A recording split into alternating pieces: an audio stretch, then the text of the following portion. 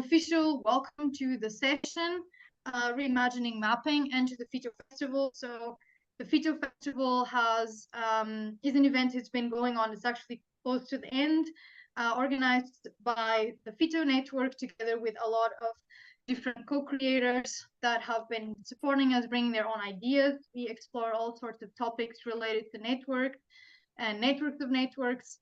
And today we are exploring one specific topic that is always quite in demand, which is reimagining mapping. Just before we go a little bit more into that, I just want to let you know that there are a lot of ways to engage with the festival. So as I was saying, I'm hoping that you can engage with the FITO Festival in different ways, such as sharing, signing up for other events that you might be interested in. Also, joining our festival arcade, or participating in our needs and offers marketplace, which will be shared in the chat as well.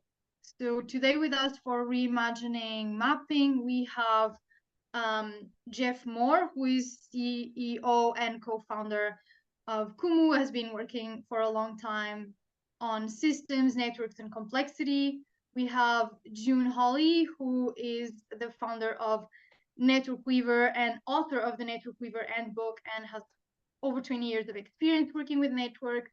We have Luz Avrush, with also more than 20 experiences working at intersections of education, social development, and networks in Latin America and around the world.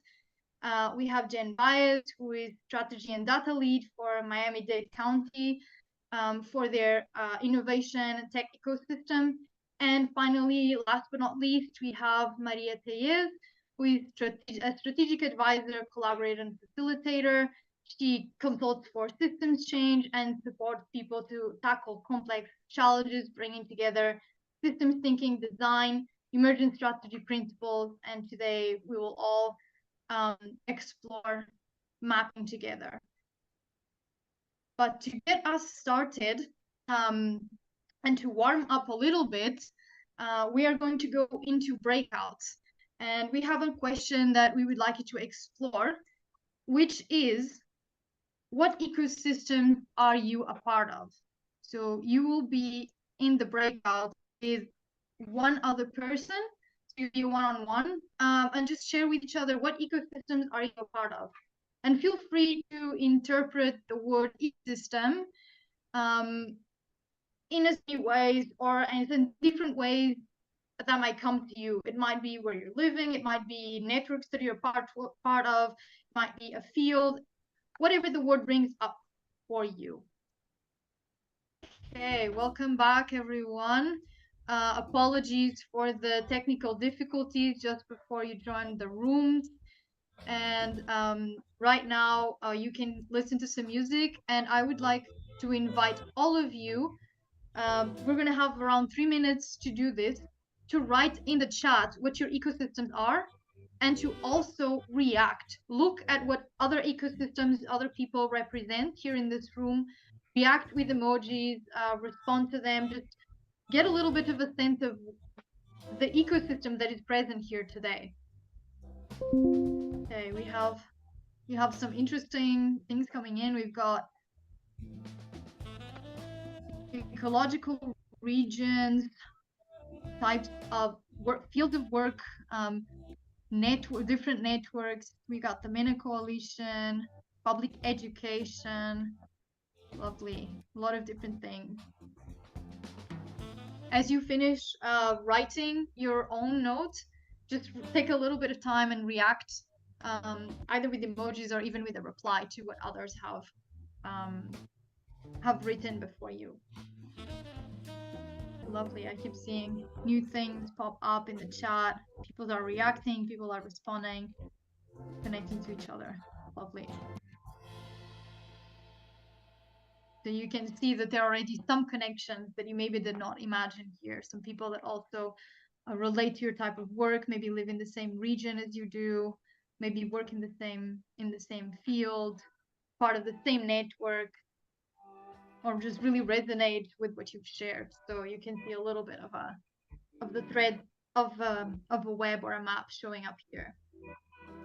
Okay, I think that's good. Adrian, if you could stop sharing the sound, then I'd love to just hand it over to June, so that June can get us started with a little bit of framing around working at ecosystem level.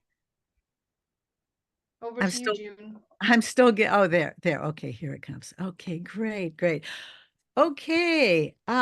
Lots of really interesting.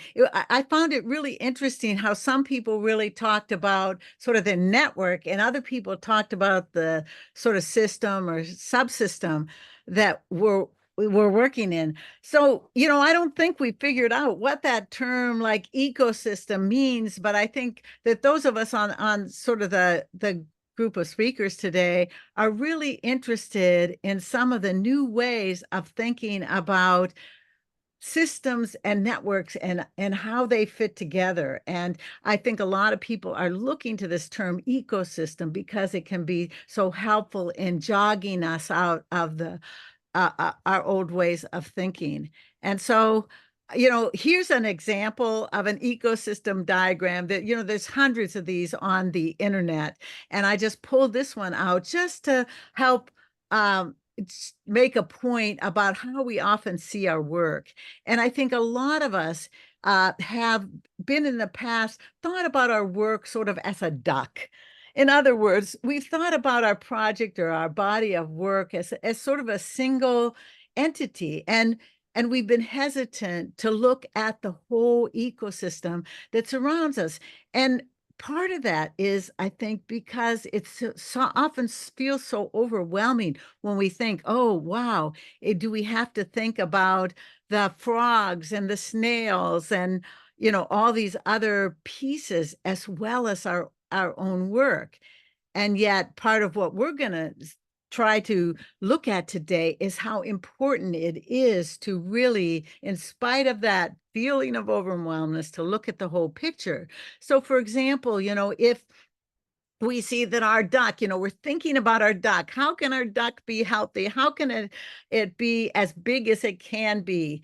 And yet sometimes we forget to think about the things that really affect the ducks. First of all, that there are tons of ducks all over the world, and there are tons of people working in whatever area we're working in all over the world. Are we connected to them?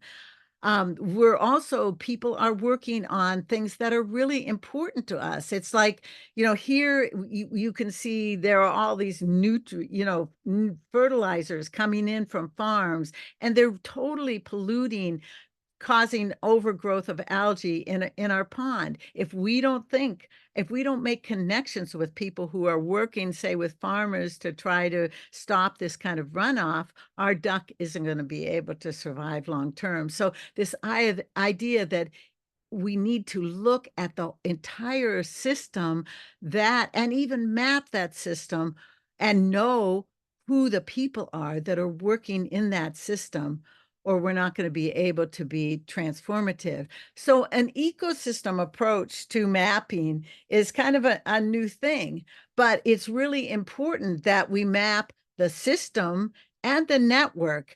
And the way I got onto this is years ago, I was facilitating a session with people who are working on healthy local food systems throughout a whole region. And so I gave them this very simple systems diagram. See, it doesn't have to be really complex to start out with. Here's a very simple diagram of healthy food systems. And I had them look at this and start figuring out, okay, who's working on composting and farm inputs? Who's working on production in the whole region? Who's working on processing? So they started filling this out, and all of a sudden they realized, wow, there's a lot of groups. We know about them, but we really haven't talked to them. They're not here today, and they're part of our ecosystem. So it encourage them to then look at this one piece that was network building and realize, hey, we need to put some more energy into network building.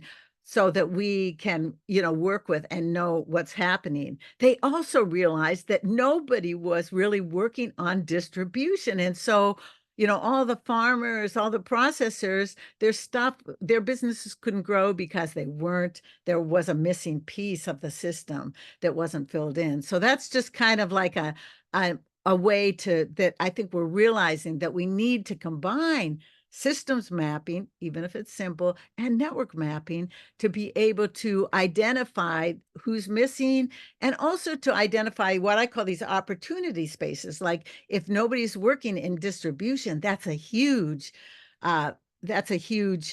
space. Carolina, you have your hand raised? No? It's just to let you know about time.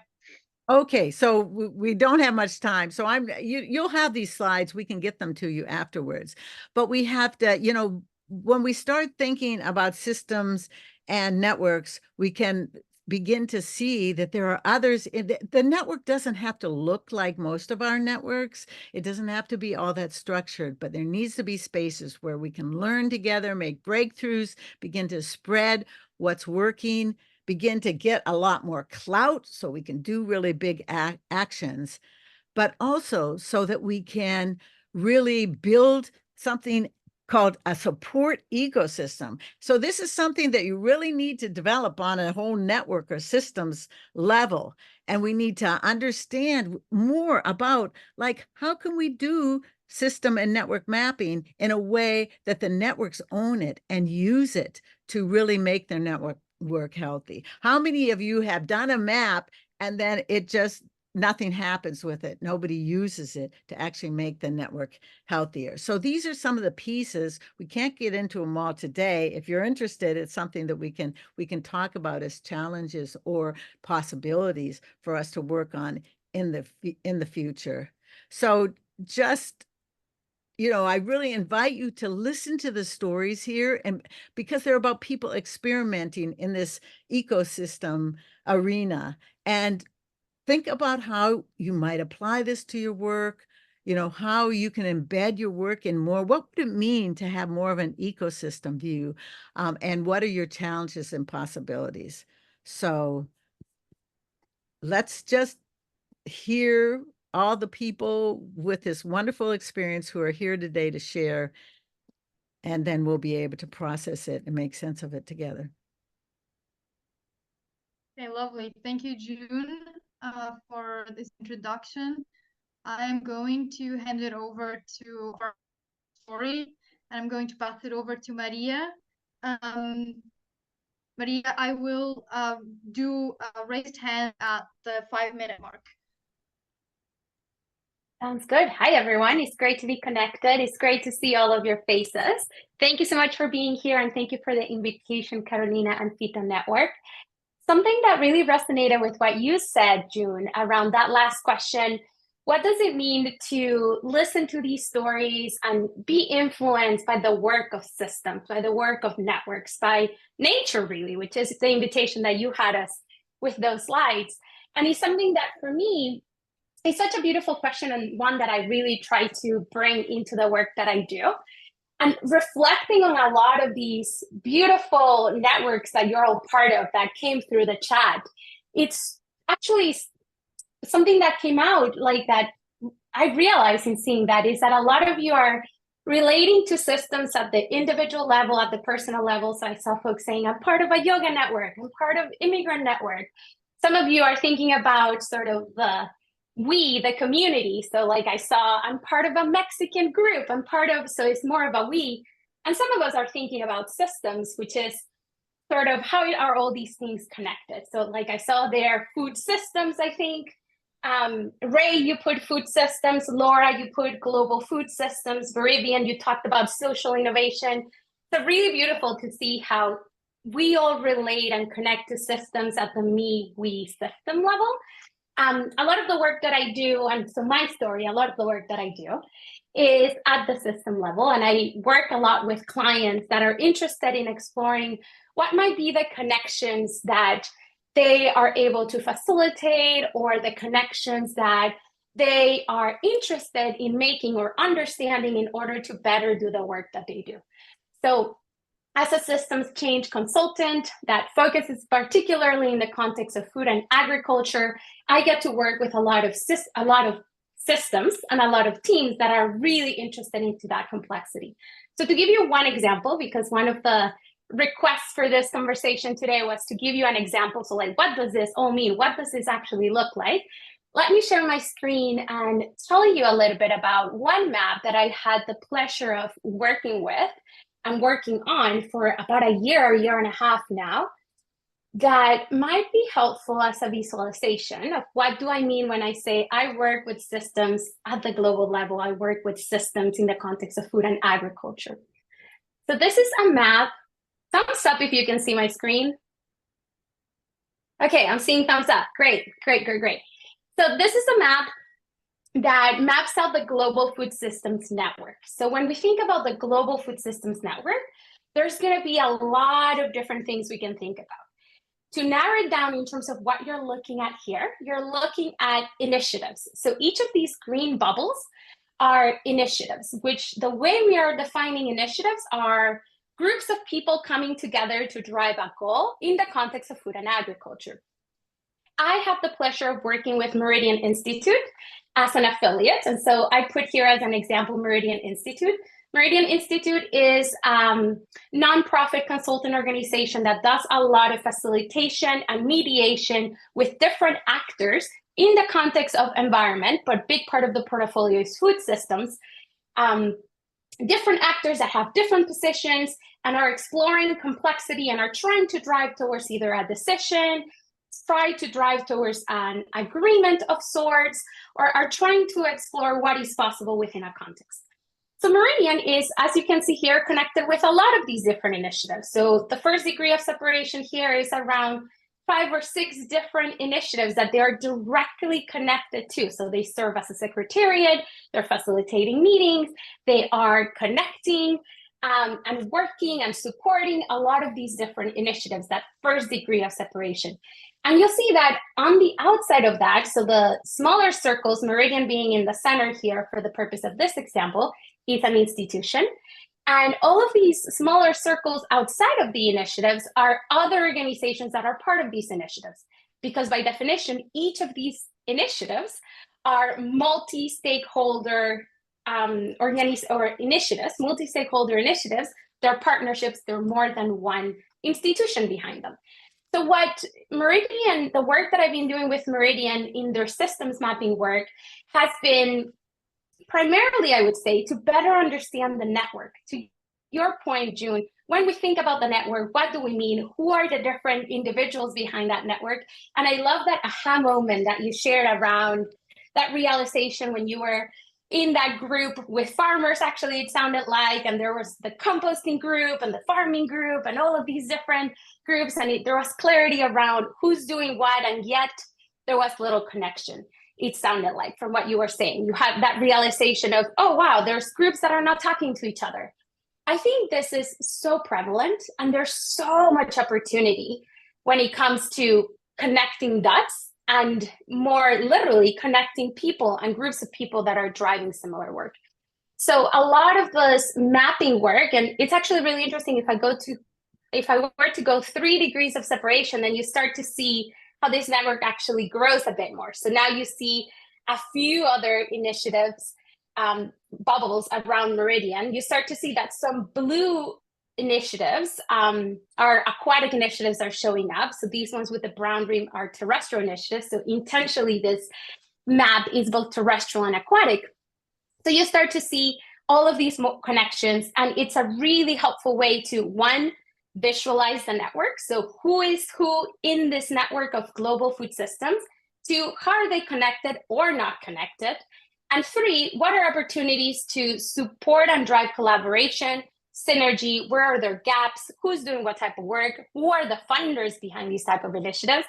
A lot of opportunity in order to mobilize the network and support the strategic work that Meridian is doing. I'm mindful that Carolina has her hand up, and I could keep talking about this so much more. So I'm more than happy to connect with any of you that might be interested in exploring more about this, or going into any of the elements that I've shared. But with that, being respectful of your time and my colleagues' time, I'll pass it to Carolina. Thank you so much, Maria. And yes, make sure to reach out to Maria if you want to know more. With this, I'm going to hand it over to Luz. Thank you. Well, thank you for the invite, and thank you all for being here. When we started discussing this topic, let me see, I'll share my screen. Presentación, there. I thought, well, what's the first thing that I think of when I think of a map? And so I said, just in case, I'll tell everyone where it is that I'm coming from. Can you see my screen? Yes. Yeah, good. So I'm coming from Argentina, from the southern part of South America, far away from many of you, most of you, I would say. And when we started talking about reimagining mapping, started playing a little bit. And I said, what if we didn't look at maps as we generally do? What if we turned it upside down? I mean, apart from the fact that we know that this traditional map is not completely certain as for proportions, etc., but only as a game. What if the world looked like this? And then I remembered this painting by Joaquín Torres Garcia. He's a painter from Uruguay, that is a country that limits with mine, from 1943, in which he did this game of turning the map of South America upside down and what things would look like. And this is very much what happened to us at CLAIS, where I work, the Latin American Center for Solidarity Service Learning. We are, well, as our name says, we are a Latin American center. We originally started working in Argentina, in my country, and in Latin America. And at a certain point in our work, we started to be called by other countries in the global south and by other countries in the globe, because they were finding that our perspective of service learning, which is more horizontal than that is generally developed, resonated more with them. And then what happened was that we, from Argentina, from our little, well, not little, Argentina's not that little, but still from our place in the south, we started sharing the way in which we work, and we started sharing a way of understanding how to work in education and how to work in service learning that made it, how can I put it? Sorry, English is not my first language. It made it capillary, let's say. What do I mean? We understood that if we wanted educational systems to change, not only small classrooms in small schools, but education as a system, if we wanted true transformation and deep transformation around the world, then the strategy that we needed to use was not only, as we had been doing, to train teachers, to collect good quality service learning experiences, to connect with teachers, but also to weave and find and build networks that could sustain this way of working in their own places. For example, I personally worked in Central and Eastern Europe, which also is far away from my country, but still, it was a beautiful process in which we started by identifying colleagues and institutions who were working in similar topics, and our main work had to do with building this network.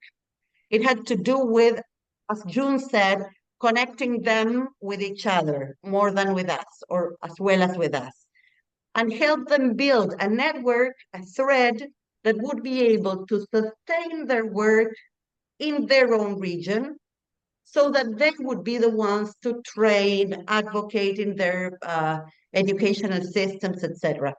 We collected this experience in a publication. If you're interested in reading what the whole process was like, it was quite interesting.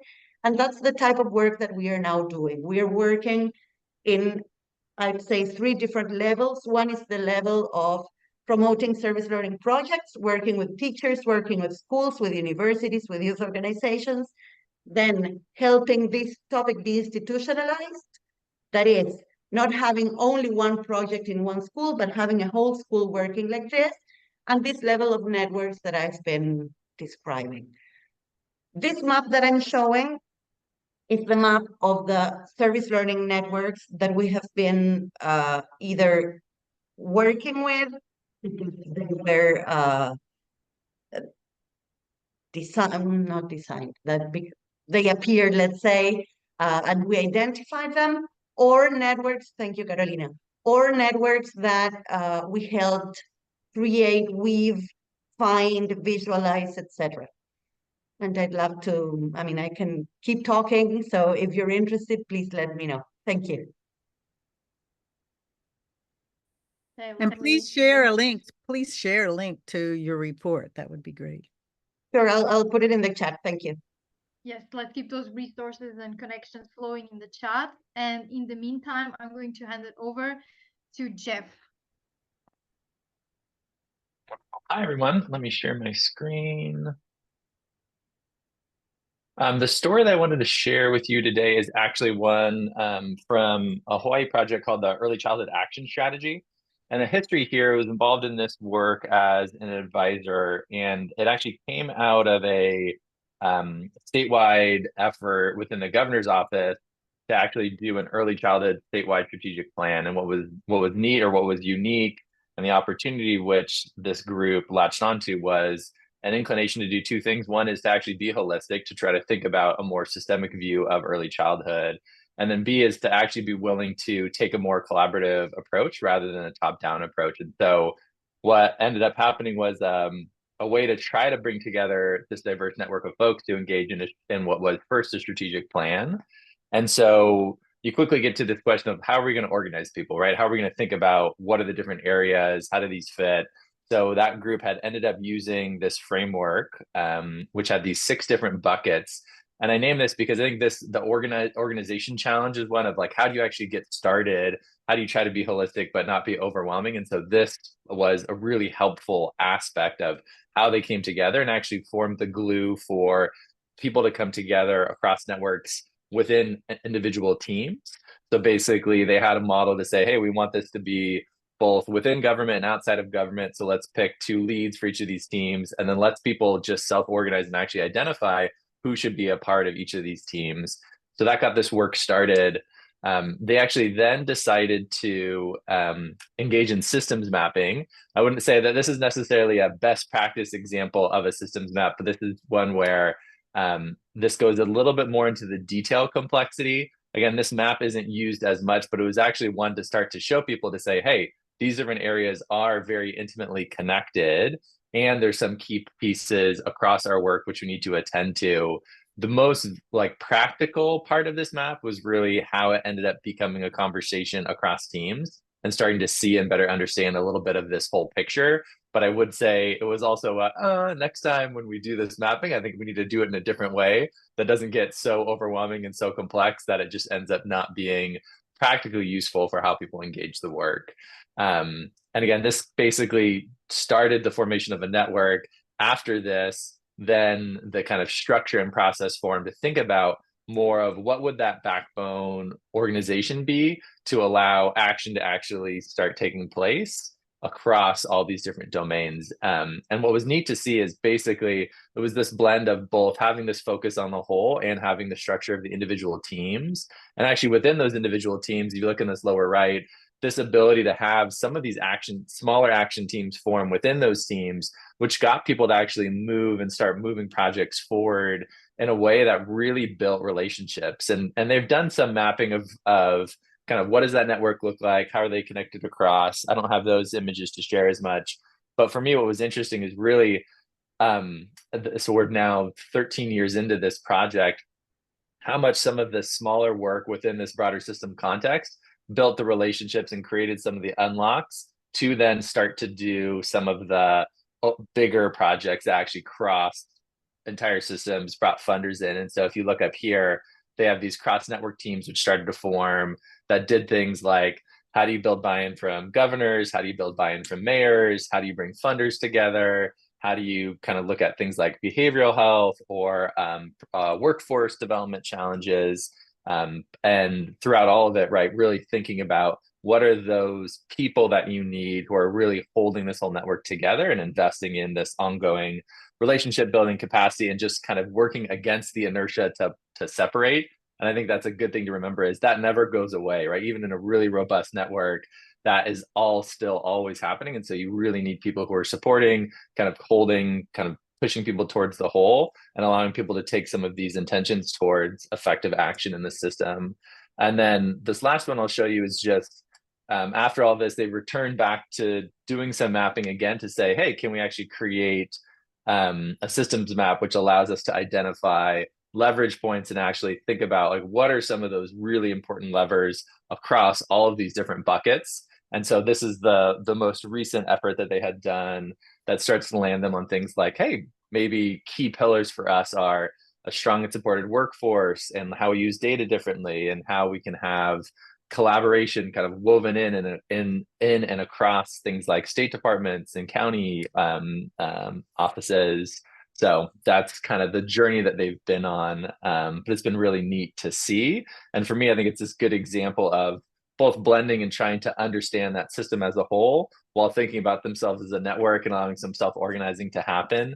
And so it's been a really neat example to kind of watch as that unfolds. Of course, full of a ton of challenges along the way as well.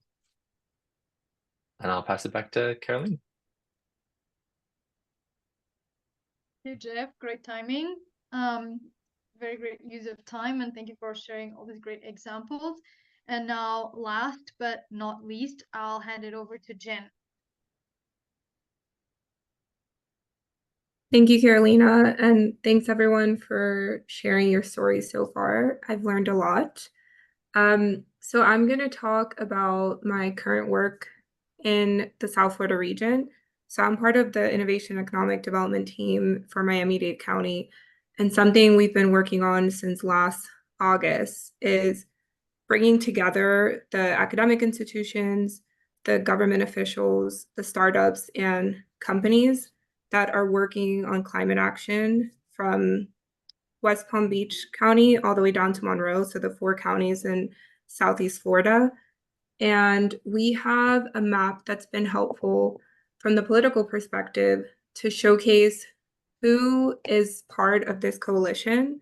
So it's no secret, if you keep up with American politics, that Florida is not the most climate-friendly state. So in garnering support and funding for a lot of the climate work that is taking place in our state and our region, it's really important to showcase that there's a lot of people involved and that there are, significant and important organizations involved in the work. So something that helped us this year as we've been liaising a little bit more with the federal government is to kind of have this view of the individuals that are actively involved in the work.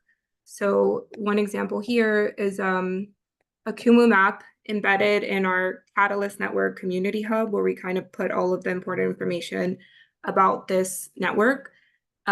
This people and orgs map showcases the individuals and orgs that are actively involved, and being able to show that the University of Florida, which is the largest research institution in Florida, is involved and has many individuals involved.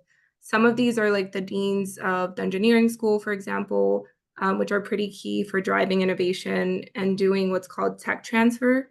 So when a university develops IP, there's a process of transferring that IP to a particular startup or organization to scale it. And having people from that function in UF has really helped us garner more federal support. And then here showing that there's individuals from Broward County and Miami-Dade County involved in the work is important because a lot of let's say the experimentation that could be done for new adaptation and mitigation work in regards to climate involves local government changing policies or changing different building codes and things like that to use better technology that supports stronger resilience to extreme weather. One example, fun fact, when buildings are made, they have to adhere to certain building codes. And in areas that are susceptible to extreme weather, like in South Florida, we have hurricanes, there's very strict building codes that, legislate how that work needs to happen. And one of the innovations have come out in the last few years is clean concrete. So it's concrete that also sequesters carbon and helps reduce carbon emissions in the air. And we're working with local government to change the building code. So when new buildings are created or new concrete is added in existing buildings, the concrete that has to be used is what's called clean concrete. So then it adds to the carbon sequestration capacity that trees already offer, for example. So yes, this is the story I wanted to talk about, just to show that a lot of the times when you're trying to, from the political perspective, when you're trying to get more support, it's important to show that there is a wide array of stakeholders involved in the work, and especially show that the key organizations are involved. So this map has been helpful for us in some of those discussions. And looking forward to the rest of the session, and thanks so much for listening. I'll look at the chat as well if there's any questions.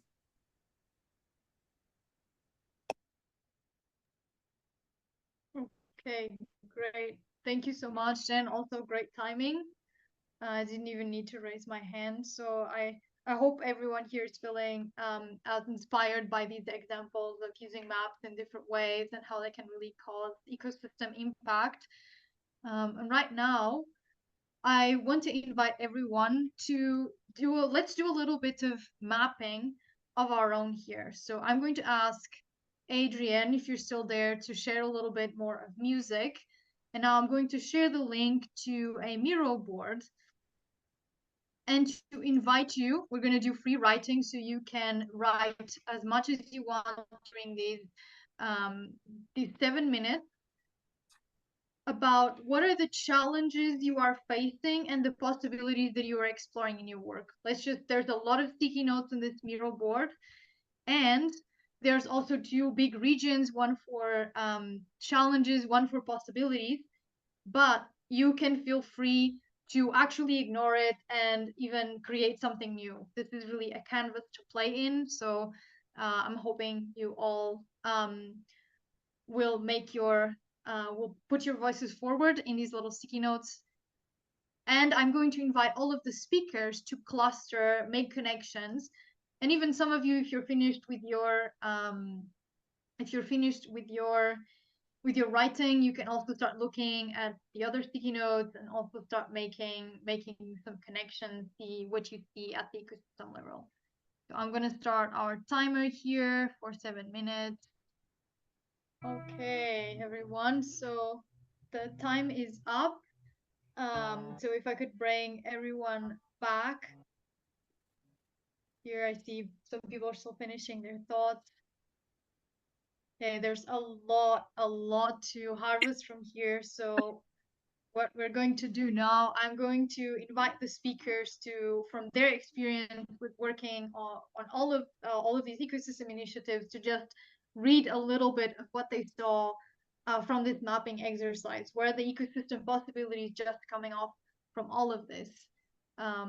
And if anyone who's listening would actually want to even chime in on something, you're free to also raise your hand to join a little bit to the discussion. We'll have a little bit of an open room. Maybe to start with, I'll hand it over to June.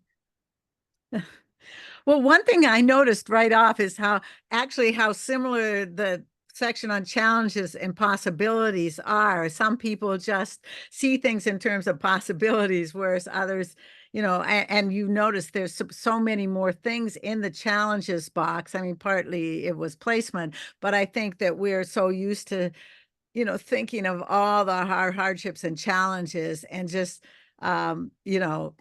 I think maybe we could take, if we had more time, some of these challenges and actually put them into the possibilities box.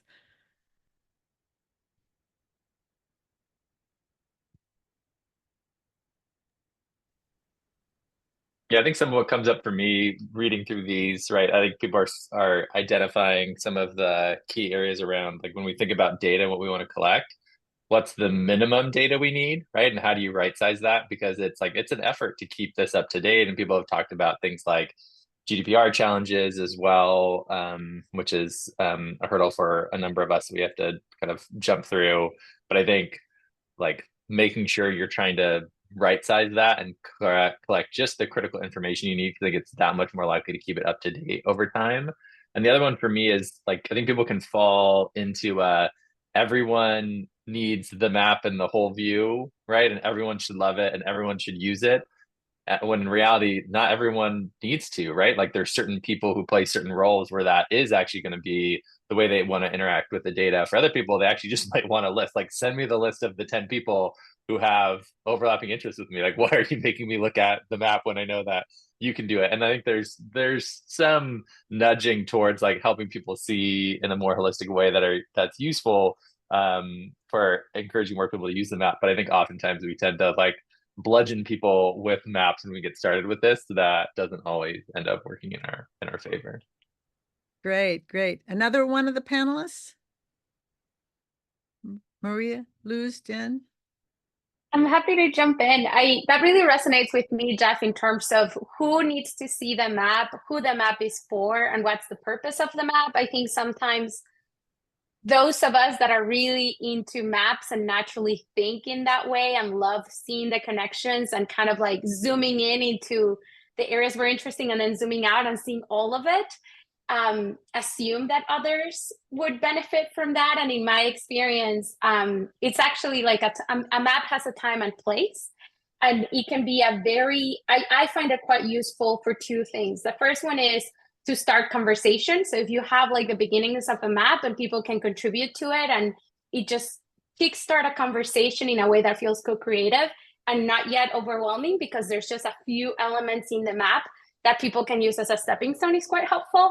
And then the second one is very strategically. So like exactly what you said, Jeff, around if you are looking for a specific list of folks that share interests, of folks that are doing similar work, or a list of things that are not showing up on the map and potential reasons why, then that's really, really helpful. So all to say, a map has a role and place, and who engages with that should be quite strategic. Not everyone needs to be in love with maps just as much as we who love maps are. Excellent point. Okay, Luz? I was the first thing that caught my attention while we were all writing on the Miro board was that how many challenges we've found and that we didn't find so many possibilities. Then some more appeared, but at a certain point, the challenges board was full and the possibilities one had only a few. So I was thinking, I mean, what came to my mind at that point was, well, but it doesn't give us any possibilities. Why are we making the effort? And I'm sure that there are tons of possibilities, and that's why we are dedicating this time to this. But at the same time, I was thinking that maybe we need to think more about that.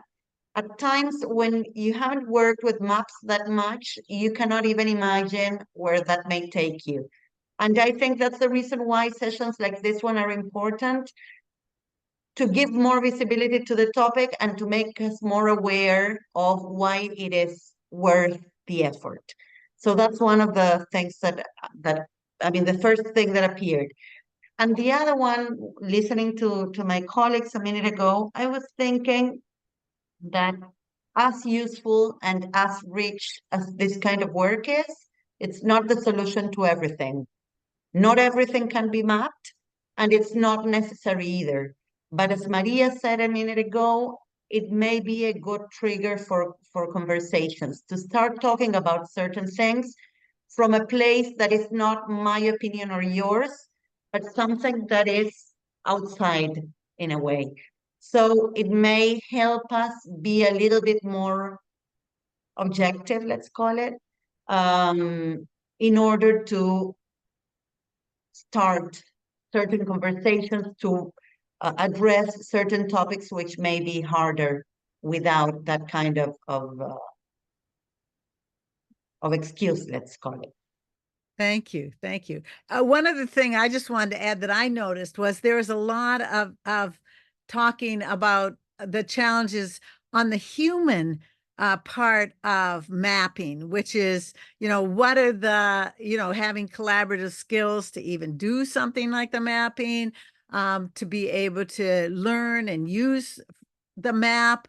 And I feel like that is still one of the big hurdles is, how is it that whether it's some people, and I agree with several of the panelists that not everyone needs to be involved in every part of making sense of the map, but some people do. And, what are the skills that we need to know to help a group of people really make sense and use the map, to be the network weavers or transformation catalysts that actually use the map, whether it's a systems map or network map or combination, to make the whole system network, more effective and healthier.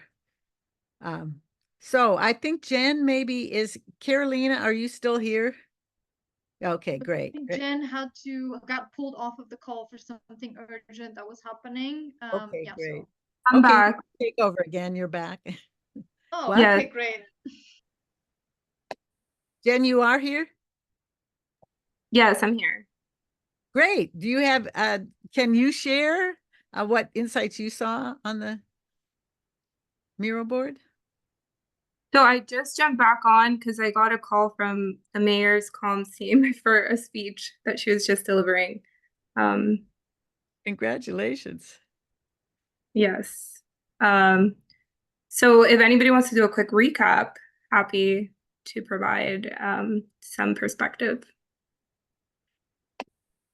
Maybe you could just look at the link. If you go up in the chat a little bit, you can look at check out the link on the mural board. But Carolina, go ahead and take over. Carolina. I was going to flag June. The other thing that came up when we think about that, the system part, like I loved your introduction of the ecosystem map, the duck. Do you think about anyone feels like they can go sit in nature and observe and be like, yep, I see that, I see that, I see that, or start to think about these ways. But there's an aspect of that which makes it inviting and engaging and not overwhelming. And so often when we go into the systems mapping world, right, it starts to get wonky. People feel like, hey, I can't do this. When in reality, I think as we think more about connecting to understanding the stories and the narratives and just some of the patterns we see play out over time, people are seeing these things every day, but we just overcomplicate it. And so I think that's a big part of the unlock on the system side that we've probably already gotten a little bit better on the network side around how to make it a little bit easier and simpler, but how do we start to do that and scaffold and have different ways of allowing people to engage on what a systems map is that really invite broader participation and then don't kind of turn people away given the kind of language approach and techniques we end up using. Great, thanks. Jen, did you have a chance to plan? Yes. Go ahead, Yep. Jen. I was just looking at the challenges, and a lot of this resonated in regards to demonstrating the value of the process, but also the individual that executes this process of bringing transparency to the connections and the relationships that are happening in the network. Because everything, the way the systems have been constructed thus far is very linear in terms of how we think about inputs and outputs. And a lot of the benefits or value of mapping are not so linear. Like developing relationships, for example, in what I was talking about with climate change, let's say Miami-Dade County having a better relationship with the state of Florida is not going to translate to some value right away, but building that relationship by having transparency over everyone's role is super important in the long-term perspective, and maybe for things that will emerge just not right now. So I think that's a pretty interesting area that we can continue to explore. How do we show the value of this work when it kind of goes against the way we capture value right now? And I think that applies to the process, but also the individual. This is a whole other skill set of being a weaver, being a connector, being the individual that knows what connections should be made. And there is an archetype of individuals that fit into this niche. And I think we don't even have the vocabulary for this space so much. There's things emerging like complexity science and systems change, but systems change means something else to everyone. Like everyone has their own, story going on in their head when they hear that. So I think there's a lot of storytelling to be done and vocabulary to develop for us to prove the value of this work, because I do think it is valuable, but it just goes against what we find to be valuable in the current state. Yes, and how can funders see that creating networks and network maps and systems maps is part of the outcome? It's not just a process, but it's also, a network is incredibly valuable impact in itself. So yeah, I think that's a really important piece. Carolina, you want to take over now? Was there somebody else on the panel that wanted to add something? I think. Yeah, I was, but it goes very much in the line of what was said a minute ago, in the sense that it may be obvious, but mapping is a tool to give visibility. It's not a solution itself, but it is how do you say this? Like a means to make it easier to look for solutions. I mean, the solution will not be there, but being able to see things more clearly and more globally or more organically will probably, or generally happens, make it easier for us to see connections, to see possible ways to address issues, etc. Thank you. Okay, Carolina. Yes, it's interesting. Can you hear me? Let's hope that my connection is good yes, we enough. can. Great. So I found it really interesting that this idea of maps and stories keeps popping up in different groups, in different sessions, in the previous session that we had as well, and such a huge need to just make mapping less of a really confusing chart that people look at and get overwhelmed by, but how can it help us tell the stories of what's behind it and help others see, help that tell stories of impact, help that convince funders, and make it easy to use. Just sometimes it's just a matter of how does it look when you first look at it. That also links to what any of you were saying about using the map. How can we make people use it? And if it looks overwhelming, then probably people will look at it, be scared, and run away. I would also like to invite, I see Maria, you're unmuted, so I'm going to pass it over to you in just a second, but I just wanted to say that if anyone also wants to add their voice to the mix, we don't have a lot of time left, but we still have a little bit, so if anyone also wants to share their own perspective or something they noticed, just feel free to raise your hand and also share with the group. Maria. Yeah, I would love to hear from others if there's any questions or insights you'd like to share with the group. To your point, Carolina, the idea of like when to use map and this idea of narrative, something that I find quite useful as a person that is a visual learner generally, is sometimes I do step into facilitation and I do step into conversations with teams that I'm working with, leveraging visualization, but not quote unquote maps. And I think, June, you did a great job with the duck, right? Like that's, I think in a way, it's a visualization that tells a story and like gets the idea, an idea gets sticky because of that visualization. So I think even thinking a little bit more broadly than just map, and maybe just in our conversation on reimagining, in the spirit of making connections, telling stories, finding solutions, catalyzing change, thinking about visualization and the beautiful opportunities that design and art really in a way offers, it's another helpful resource to sort of tap as needed. But I'd be curious if others have any questions or any comments, any insights, aha moments that you'd like to share with the group. Please do again, raise your hand or actually just talk.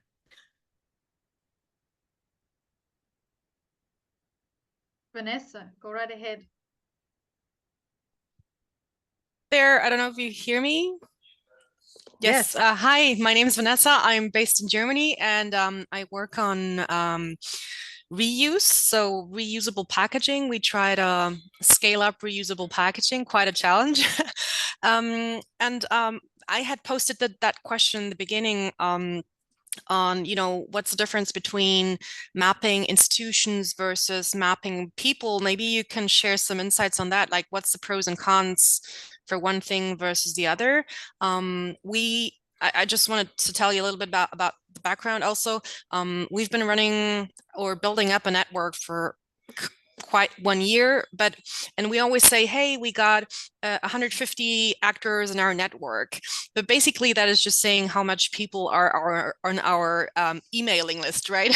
So I was also wondering, like, how do we get more quality into that, and how can a mapping help me actually argument in front of my funders what job we've done, right? We don't only want to say, hey, the network has grown, but we want to say something about the quality of that and what it's bringing. So yeah. Well, I'm a big fan of mapping individuals. Not, there's used to mapping organizations, but if you really want to do something with your map, you're going to want to connect one person to another, or you're going to want to find out who's interested in working on, like Jeff was talking about, different sub-teams or networks, and you've got to have a name to be able to do that. And I think it's also really important to map collaborative projects. And so, that's something that you can show a funder. Hey, we have been able to convene these dozens of collaborative projects that have done X. And I think that's also, so it's network, individuals, organizations, and projects are really powerful things. Yeah, I was just going to add part of it for me comes into the storytelling aspect, where if you're wanting to use it to encourage self-organizing action, you're going to need the people. But to your point on making the case to funders, the individual level might be less relevant there. You might actually be making the view of hey, here's how the network has changed from here to here. And we're looking at it as organizations connected to some of the projects or pieces, right? And so I think that's where learning to be able to flex and think about different maps for different purposes becomes really useful. Thank you. Okay, some more questions or thoughts. What did you notice on the Miro board? Were there people with your similar challenges or promising directions?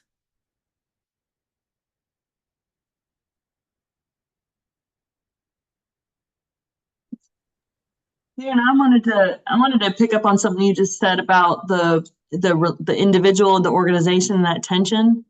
One of the things that I struggle with, or not struggle with, but I'm wrestling with, and there's an aha emerging for me, I think, around, when you map to individuals or when you build relationships to individuals and then they leave the organization, but is the organizational clout that you were relying on for your network strength.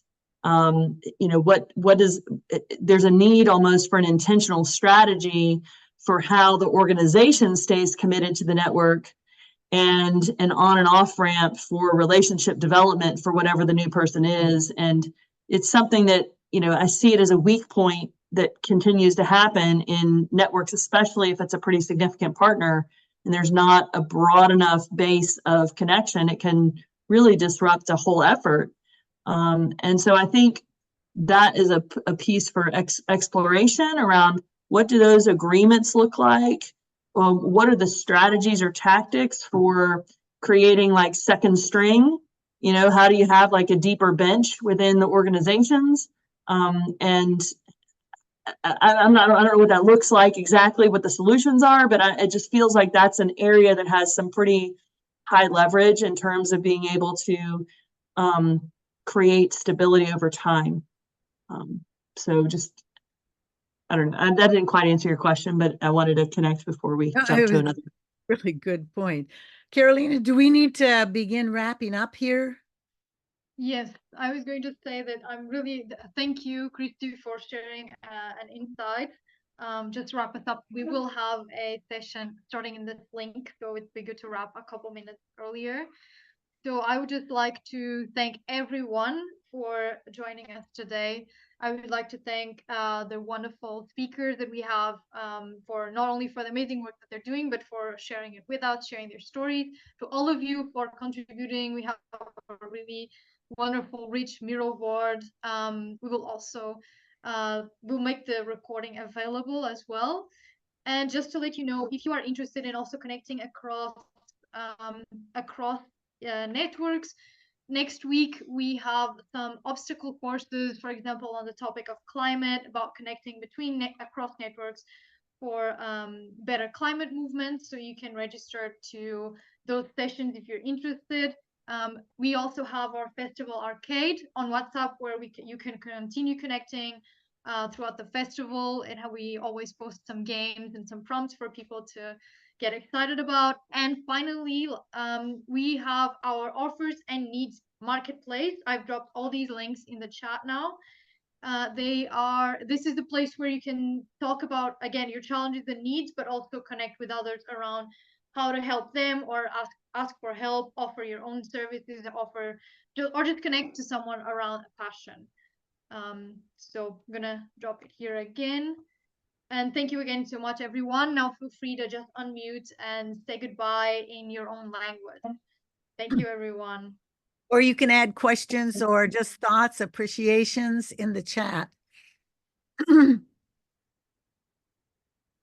Okay. Dankjewel. Tot ziens. Thank you. Hasta luego. Ciao. Hasta luego. Que Merci. tengan bonito día. Gracias, igualmente. Bye. Ciao.